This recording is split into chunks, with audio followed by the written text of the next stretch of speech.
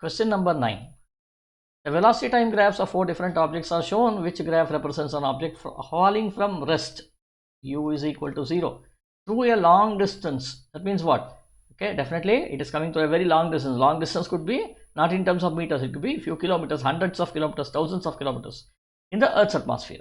Earth's atmosphere, and the moment you say Earth's atmosphere, what does it tell you? It tells you there is an air resistance.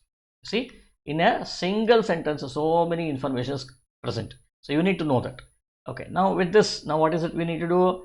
We need to find which graph will be correct. Now with this graph, if you look at it, initial velocity is equal to 0, velocity keeps on increasing. Does velocity increase when you drop an object? Definitely yes. But when it is falling through it, definitely the velocity keeps on increasing until certain time, and then when Earth's atmosphere air resistance comes into, what will happen? The acceleration reduces and then it attains a terminal velocity. So therefore, here terminal velocity is not seen here. Here velocity is constant. This is also not correct.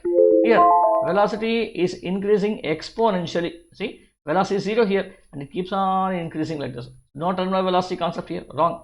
So here you see velocity initially is lower, 0, then velocity keeps on increasing, and this is the point where the air resistance acts and slowly terminal velocity comes into. So this region you see you have attained a terminal velocity. So D is the right answer. Okay.